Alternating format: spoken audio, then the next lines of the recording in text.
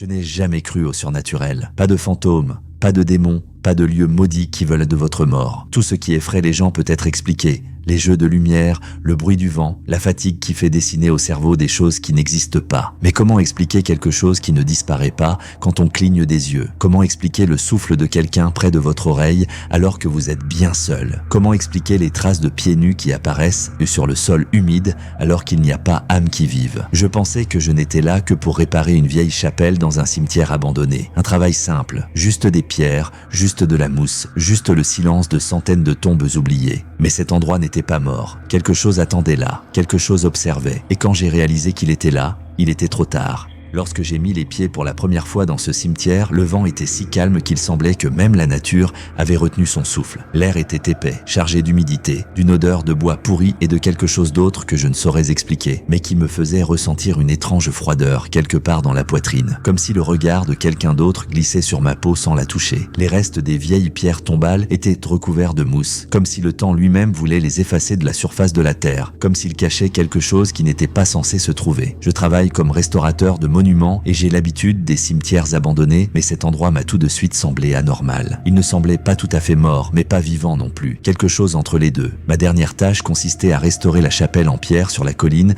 qui se dressait parmi les tombes oubliées, son toit pointu brillant autrefois au clair de lune, mais maintenant fissuré et couvert de mousse, comme une vieille femme courbée penchée sur le cimetière, le gardant. J'avais une semaine à ma disposition, 7 jours de travail, et je pouvais partir, toucher mon chèque et oublier cet endroit. Cela semblait facile. Évaluer les dégâts, remplacer une partie de la maçonnerie, renforcer un peu la structure, peut-être installer de nouvelles poutres sur le toit. Juste une vieille chapelle, juste des pierres et du bois, juste la poussière d'un siècle d'histoire qui ne me concernait pas. Mais dès le premier jour, alors que le soleil commençait à s'enfoncer derrière l'horizon, j'ai remarqué quelque chose qui m'a glacé le sang. Le silence pesant de cet endroit a été rompu par un son, très silencieux mais clair. Des pas. Quelque part derrière moi, derrière la couverture d'ombres épaisses projetées par les arbres, quelqu'un marchait. Je l'ai senti non seulement avec mes oreilles, mais aussi quelque part au fond de moi, dans chaque nerf, lent, étiré, indistinct, comme si des pieds osseux glissaient sur le sol, laissant des empreintes là où elles n'auraient pas dû être. Je me suis retourné, essayant de voir qui c'était, mais il n'y avait personne entre les tombes, parmi les chemins envahis par la végétation. Il m'a semblé que j'étais simplement fatigué. Peut-être était-ce le vent, peut-être l'écho de mes propres pas, peut-être n'y avait-il rien ici. J'ai décidé de marcher jusqu'à ma voiture, qui était garée derrière une vieille clôture en pierre à la lisière du cimetière. Mais dès que j'ai fait un pas, quelque chose a changé. Mes yeux se posèrent involontairement sur le sol près d'une des tombes. Le sol avait été creusé, elle était fraîche, bien que personne n'ait été enterré ici depuis des dizaines d'années, et le même sentiment étrange planait dans l'air. Que quelqu'un me voie, que quelqu'un se tient juste à côté de moi, et qu'il attend. Je ne crois pas aux fantômes. Plus sérieusement, avec toute ma logique, qui repose sur des années de travail avec des monuments morts, des archives poussiéreuses, de longues heures passées dans des cimetières abandonnés, comme celui-ci, où j'ai été laissé seul avec le silence, je ne peux pas croire à ce que d'autres appellent le paranormal. Tout s'explique, même lorsque votre cœur se met à battre sans raison, lorsque la sensation de la présence de quelqu'un d'autre vous enserre dans une peur poisseuse, lorsque vous entendez des chuchotements là où il n'y a personne. Ce ne sont que des jeux d'esprit, de la fatigue, des sons qui peuvent être expliqués. Mais il y a des choses que vous essayez d'expliquer et que vous ne pouvez pas expliquer. Lorsque j'ai accepté ce travail, j'avais juste besoin de terminer le projet et d'oublier cet endroit. En fait, je me moquais bien de ce qui s'était passé ici, des personnes qui y étaient enterrées, des histoires que racontaient tous les habitants. Je ne suis pas de ceux qui plongent dans les légendes, j'avais juste besoin de ce travail parce que, après mon dernier projet, qui a duré plusieurs mois, je n'avais presque plus d'argent. J'avais besoin de payer le loyer, de rembourser mes dettes, et quand on m'a proposé cet endroit, je n'ai même pas pris la peine de demander des détails. Ce n'était qu'une vieille chapelle, une simple restauration. Mais dès que j'ai dit oui, j'ai commencé à remarquer des choses qui m'ont fait réfléchir. Tout d'abord, la façon dont les gens parlaient de l'endroit. J'ai rencontré un client dans un petit café près de la ville où se trouve le cimetière. C'était un homme grand et sec, vêtu d'une chemise usée, qui fumait une cigarette après l'autre, ignorant que la serveuse le regardait de temps à autre d'un air mécontent. Il a étalé une carte sur la table, a expliqué brièvement que le travail devait être terminé dans une semaine et, sans entrer dans les détails, a déposé devant moi une enveloppe contenant la moitié du paiement d'avance. Je n'y ai pas prêté attention sur le moment. Mais aujourd'hui, avec le recul, je me rends compte qu'il voulait que je ne pose pas de questions. Mais les choses sont devenues étranges lorsque, après la réunion, je me suis rendu dans un magasin local pour acheter quelque chose pour le voyage. « Vous allez là-bas » m'a demandé une femme âgée en voyant la carte qui dépassait de mon sac. Je n'ai pas compris de quoi elle parlait sur le moment. J'ai simplement hoché la tête et son visage a immédiatement changé. « Ne fais pas ça ». Sa voix est devenue sèche, comme si elle se souvenait de quelque chose qui lui avait fait pincer les lèvres. Je me suis contenté de sourire. Je ne suis qu'un restaurateur. Elle m'a regardé comme si elle voulait dire quelque chose d'autre,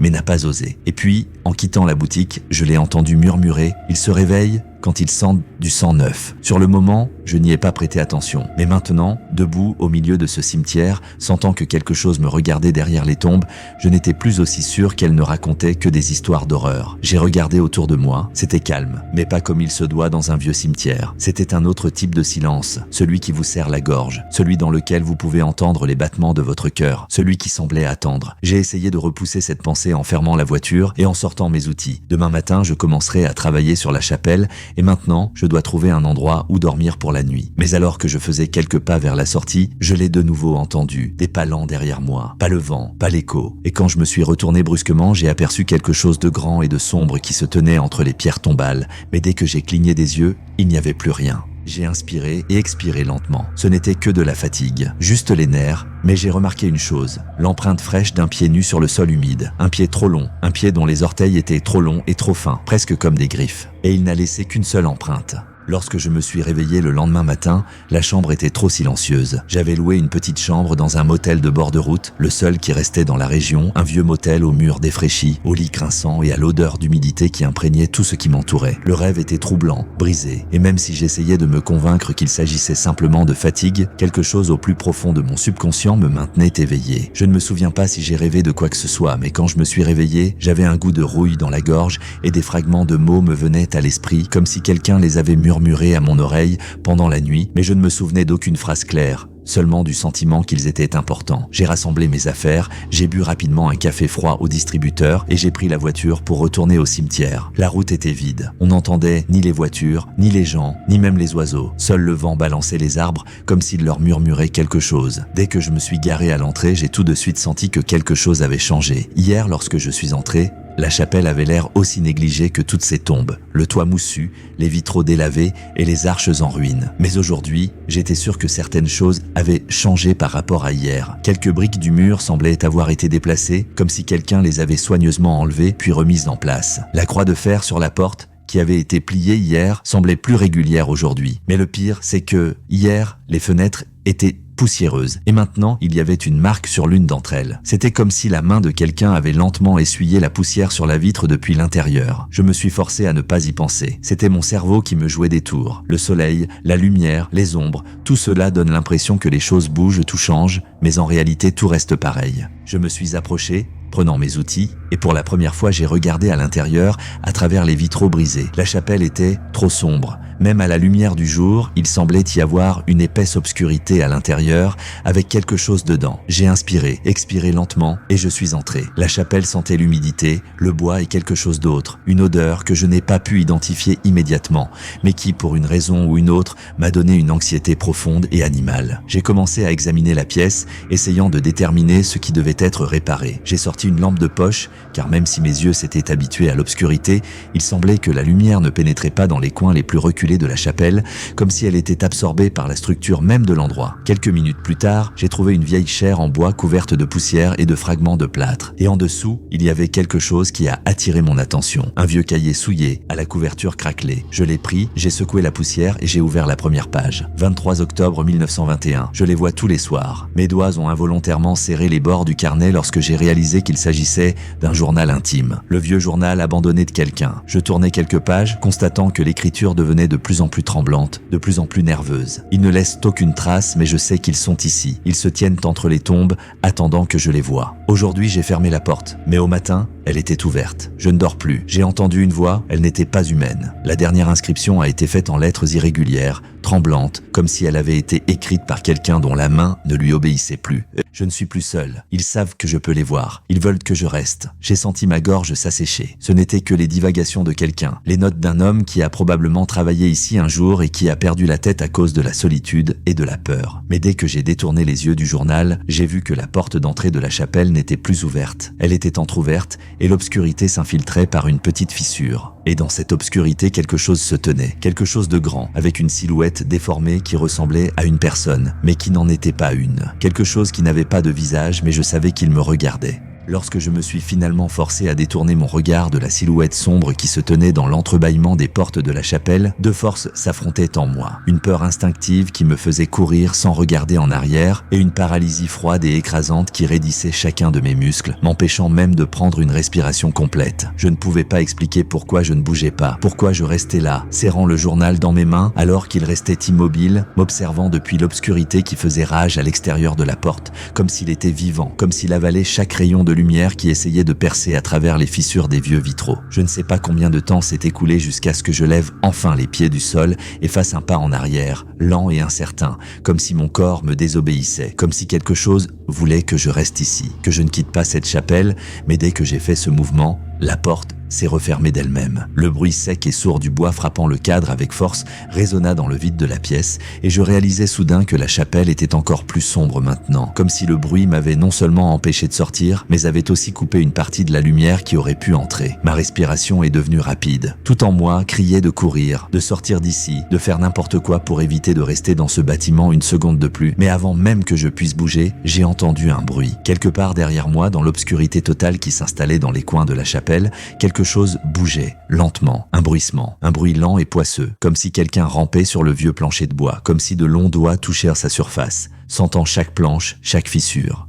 Je suis resté immobile, car si ce qui était ici avec moi ne m'avait pas encore sauté dessus, cela signifiait qu'il ne savait pas encore que j'étais là. Je l'ai compris en un instant. Ne vous retournez pas. Ne lui montrez pas que vous êtes conscient de sa présence. Ne faites pas de mouvements brusques, juste marchez. Mes doigts se sont serrés en un point. Mes jambes étaient presque en coton, mais je me suis forcé à faire le premier pas, puis un autre, et encore un autre, chaque mouvement accompagné d'un froid croissant qui me donnait l'impression d'être enveloppé par quelque chose d'invisible. Quelque chose qui tirait la chaleur de l'air, quelque chose qui se rapprochait de plus en plus. Et dès que j'ai été devant la porte, dès que j'ai saisi la poignée métallique, le bruit s'est arrêté. Je n'entendais plus les reptations, je n'entendais plus le bruissement, je n'entendais plus rien. Le silence est devenu encore plus épais, encore plus lourd, et à ce moment-là, j'ai senti une respiration près de mon oreille. Une expiration lente et profonde, froid comme un vent d'automne. J'ai tiré la poignée avec une telle force qu'elle a failli se détacher de la porte et, gardant à peine l'équilibre, je me suis précipité dehors, respirant l'air frais comme si je me noyais sous l'eau. Le soleil avait déjà commencé à descendre à l'horizon. Je me suis retourné, j'ai regardé dans l'ouverture sombre de la chapelle et il n'y avait personne d'autre. Mais je n'ai pas pu me résoudre à y retourner. J'ai fait demi-tour et j'ai marché. Chaque pas me semblait lourd, chaque nerf était tendu comme une corde. Parce que maintenant je comprenais. Je l'avais vu et il le savait et il ne s'arrêterait pas. Je suis passé devant les tombes, devant la clôture délabrée, et quand j'ai enfin vu ma voiture, l'espoir m'a traversé, car il ne me restait plus qu'à monter dans la voiture et à partir. Je me suis précipité, j'ai ouvert la porte, je me suis assis sur le siège, j'ai mis la clé dans le contact et je l'ai tourné. Le moteur n'a pas démarré, j'ai réessayé, et encore. Il était mort. J'ai regardé mon téléphone, mais il n'y avait pas de signal. J'ai essayé d'allumer les phares. Il faisait nuit noire. Je me suis assis dans la voiture, agrippé au volant, et pour la première fois, je me suis autorisé à réaliser une chose qui aurait probablement dû me venir à l'esprit plus tôt, mais que je refusais obstinément d'accepter. Cet endroit ne me laisserait pas partir si facilement. Il attendait, il m'observait, il voulait que je commette une erreur. Mais ce n'était pas le pire. Le pire, c'est que lorsque j'ai regardé dans le rétroviseur, j'ai vu quelque chose assis sur le siège arrière. Et cette chose a lentement penché la tête sur le côté, comme si elle me regardait.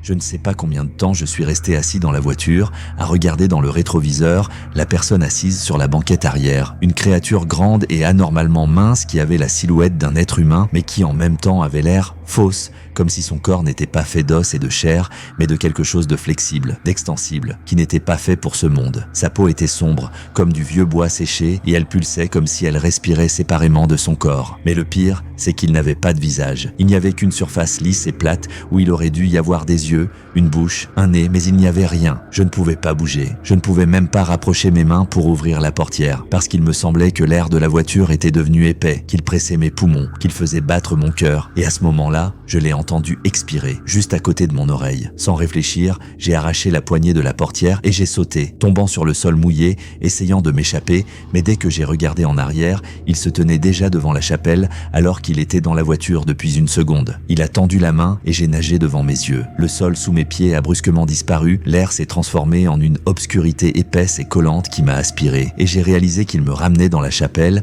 dans l'obscurité qui attendait son heure, dans un endroit d'où personne n'était jamais revenu. Je ne pouvais pas crier, je ne pouvais même pas me débattre. La seule image que je voyais était un vieux journal, la dernière entrée d'un fossoyeur qui, comme moi, avait compris qu'il ne sortirait jamais d'ici. Et puis la lumière a complètement disparu. Je me suis réveillé dans le noir. Au début, je n'ai pas compris où j'étais parce que l'espace autour de moi était mort. Il n'y avait pas d'air, pas de bruit, pas même les battements de mon propre cœur, juste un vide pesant et dévorant. Puis j'ai réalisé que j'étais allongé sur le sol, de la pierre brute, froide et rugueuse, humide d'eau ou peut-être d'autre chose. J'ai lentement relevé la tête et j'ai vu que j'étais au sous-sol. Il n'était pas censé être ici. Je savais qu'il n'y avait pas de sous-sol dans la chapelle, mais il y en avait une et j'étais dedans. Ce n'est même pas cela qui était effrayant. Ce qui était effrayant, c'est qu'il se tenait à côté de moi. Des gens, ou ce qui avait été des personnes, émaciées, maigres, avec des creux sombres à la place des yeux, la bouche figée dans une supplication silencieuse et terrible. Ils m'entouraient, sans bouger, comme s'ils attendaient que je réalise que j'étais désormais l'un d'entre eux. Et puis quelque chose m'a saisi par le cou. Des doigts, forts et longs, s'enfoncèrent dans ma peau, me tirant vers le haut, vers quelque chose qui attendait dans l'obscurité. Je me suis débattu. J'ai battu des bras, j'ai essayé de me libérer, mais la force était trop grande, et je savais que c'était fini. Mais au dernier moment, j'ai entendu la voix de quelqu'un. « Hé, il y a quelqu'un ?» Le son était lointain,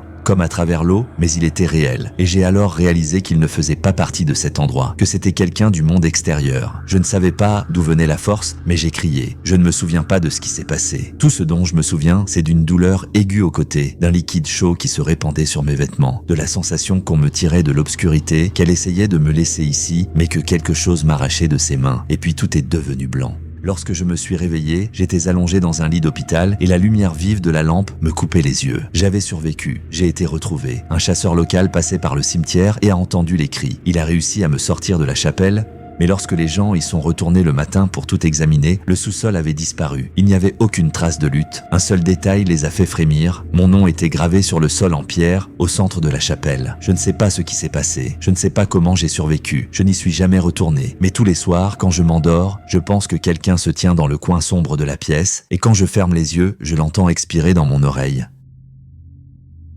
Si vous avez toujours l'impression que quelqu'un se tient derrière vous et vous observe dans le noir, alors vous apprécierez certainement ma dernière vidéo sur un taxi effrayant ou l'histoire du motel. Mais n'oubliez pas que ce n'est pas parce que vous regardez ces histoires qu'elles ne vous regardent pas. Cliquez pour vous abonner si vous n'avez pas peur et activez les notifications pour qu'elles ne vous prennent pas par surprise la prochaine fois.